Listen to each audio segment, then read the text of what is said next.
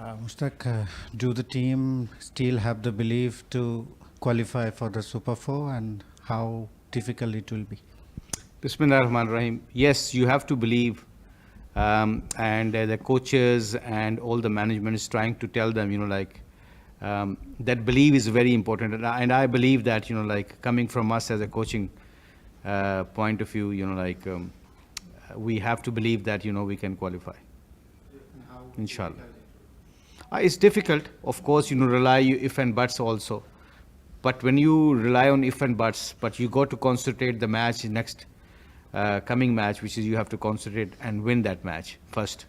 And then obviously, when you are mentally strong and you have a belief, so inshallah, I believe that, it can happen. So what will be the biggest challenge against Afghanistan? Do you think that bowling will be the biggest challenge or the batting? Because their batsmen are also scoring runs quite freely in the recent past. What will be the biggest challenge? I think the spin department. They are very good with the spin department, in middle overs especially. If we can counter that middle overs well and score decent score on the board, so I think we can challenge because our bowling unit is also very good. So I am more concerned about middle overs. Are you upset Rishad's bowling? He played 2 matches but didn't perform what we expected. His line length was not up to the mark. That's right. Sometime, as a young leg spinner, he forgot, when you're trying to do too many balls in 1 over, especially first overs, I think you always start losing your line and length. So actually, funny enough, you asked this question. I have spoken to him today before we come to the nets. His strength is always remember first 3 balls you have to ball in a good areas and then get that belief and confidence and then you can do a variation. So I think, those little things, he has to learn quicker. And also he got to figure out, situation-wise, what ball he has to bowl more. Mushtaq bhai, you always tell that belief is very much important. So from that connection, why don't you guys believe that after winning 3 consecutive tosses against different opponent, that if you guys choose to bat first, you cannot win? Why this belief doesn't work in that case? So your question is? You guys... Why we like to bat? Yeah, where the belief goes that time? Consecutive 3 toss win, you decided to field first, like to chase. Why don't you guys believe that That's a very if good... you bat first, then you can win also? A very good question. Ask me another one. I think you one good things about Bangladesh won three series now, right? Now we are in that situation where actually we understand the condition and situation. So I believe that also we believe that when you put runs on the board, your bowling is good enough to protect that. So I think that is the case. So I always believe, we always as a management believe that, if you score 160, 170 plus, you have that bowling unit in Bangladesh, which is you can defend that target. So that's the point. After the batting collapse of the last match, what was the team talk, actually with the batsmen especially?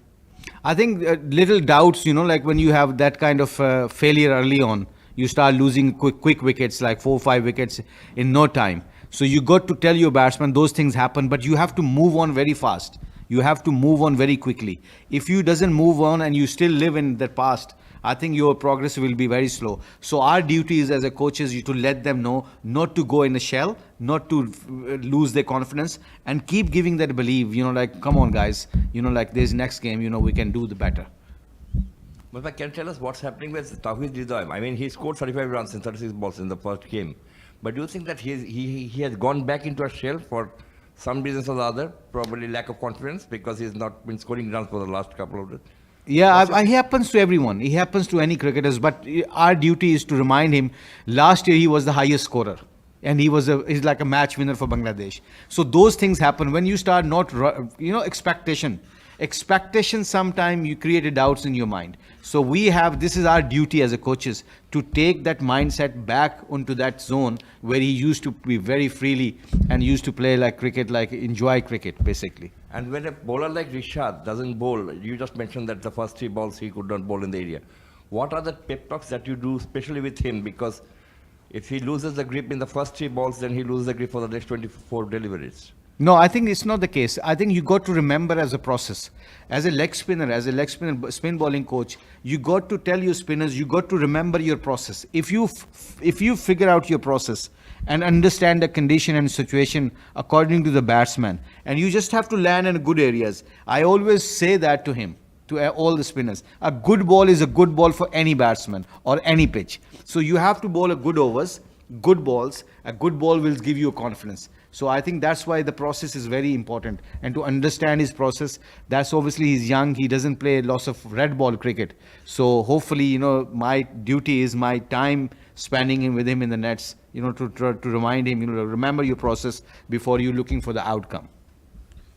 Coach, earlier you mentioned the Afghan spin attack will be very challenging. If you compare with your spin attack, where they stand, if you compare with Afghan spinners? Afghanistan, they like Rashid and all those guys, they've been playing for last 20 years, and 15 years, something like that. So, experience-wise, they are up there. But it does not mean, we believe on our spinners. And the last, if we see the stats, we had the stats another day. Bangladesh spinners actually wins more games in middle overs, and they have got a very good economy, a world number 1 or number 2 economy in middle overs. So that's a great stats. So we have to remember our strength, and if we can remember our strength, hopefully, we can execute as a spin department very well. Inshallah. Okay, last 2 questions.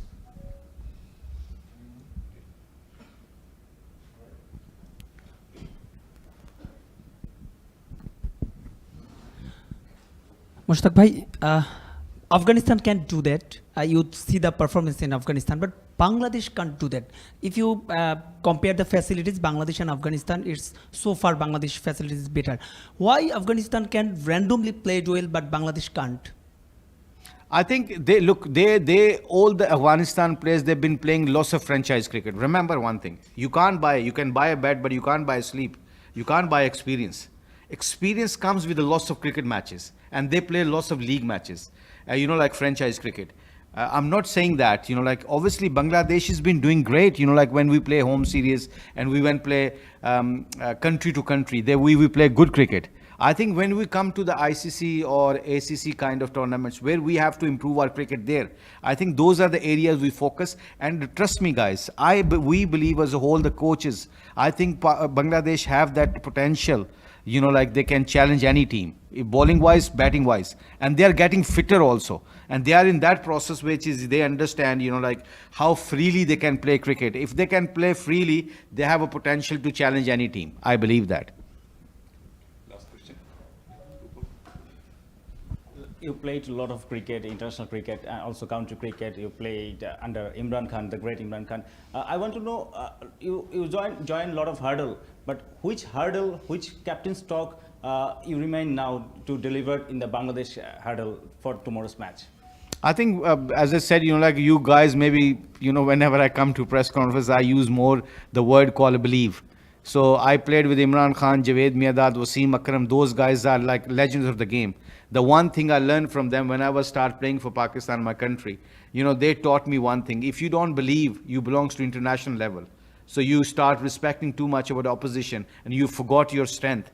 That actually you will never come out, because this is where you give them experience. Every time you get failed when you're playing aggressive cricket, actually is going to make you more strong player or strong team. So at the moment, I think guys are going to buy that. I think they're getting better. You see, they're fitter. They are trying to train hard. And also skill-wise, they're trying to improve as much as they can. So it's just a little shuttle of the mindset. Mindset has to be changed. I believe that, if international cricket is more easier than a first-class cricket sometime, it's just the temperament and belief you have to have. And if you can develop that as a coaches, as a management, that belief, you can challenge any team. And you got to, as I said, you got to believe that. And that's why I learned from Imran Khan and Wasim Akram and Mirdad, they believe, because you belongs to this international cricket. And if they can do that, trust me, you can see Litton, Rodai, and all those Tamim and Imon, Zakir Ali, and Shamim. From there yesterday, remember, we were nowhere and we still get 140. Just remember the day, they're going to get the momentum against good teams and they score 170, 180. Look at that bowling we have, like good fast bowler, good spinners. So, and if we can get stronger as a fit as a team, we can challenge any team. We have the potential and we have the ability. Definitely we have that. Yeah, we have to believe. Thank you. Thank you very much. Question was about how has it been a bit of a gap after the opening game, a comfortable win there. So what all have the boys been up to, you have been up to, and what all to look forward to in terms of the gameplay for tomorrow?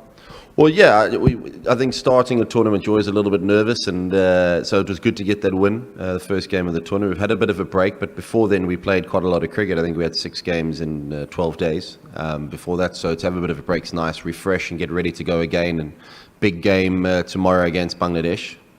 We've had quite a few games against them over the years, or since I've been in this position, and the games have always been good. So looking forward to that again, and definitely wanting to make sure we're on the side of coming away with the W. We'll incorporate some questions that have come our way for you. Afghanistan played their first match against Bangladesh back in 2014 when they were still an associate nation. From there to where they are now, it has been quite the journey, of course. As an outsider who's now at the helm, how do you look at that process? Of Afghanistan? Yeah, 2014, because that's when they played Bangladesh first, so the last 10 years. Yeah, I know. Since I've been at the side, I think, there's been test matches, been ODI victories, and all our games. I mean, we think back to, we beat them in a 50 over series in Bangladesh for the first time. It hadn't been done. Bangladesh have been very, very strong at home, so to be able to go there and do that gives us good feeling and positivity. But then also winning in St. Vincent in the T20 World Cup and to qualify for the semi-final gives us also great belief. So that was such a tight game, such a historic game, and for this side that I'm currently in charge with and working with, I think they're not shy of achieving new things, breaking new ground. And so when there's something that hasn't been done before, there's a big obstacle or a big challenge ahead of the side, the Afghan side, they generally rise to the occasion and breaking sort of new heights for themselves, but also for the players to come through in the years to come. So maybe would you want to call yourself, say, a bit of a favorite? Maybe probably you are always like cautious and very guarded in your opinions, but considering the recent past at least, and what happened last year at the World Cup as well, of course it's a T20 format still, but Bangladesh perhaps a bit more under pressure, a bit of a do or die game for them? Well, yeah, I think so. But if you look at the history, Bangladesh have won this comp a few times, Asia Cup, and pardon? Finalists, sorry. I'm sure they've won it. I think they've won the 50 over Asia Cup. They've been the finalists. Okay. Well, do you want to start the question again? Are you sure? Yeah. Do you want to check that? Yes. Start that again, We're please. still going live, Jonathan. Yeah. Finalists twice. Yeah. Yeah, but they haven't won it. Yeah. Okay. Well, I thought they had one. I think with Bangladesh, they've always got some, real match winners. So for me, it's a good challenge and a good test for us tomorrow.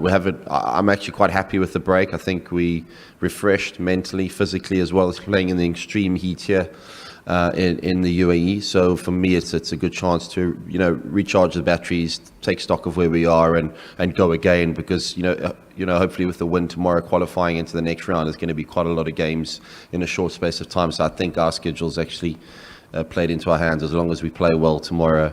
And we do the business in Abu Dhabi. Coach, Afghan have a lot of spinning options.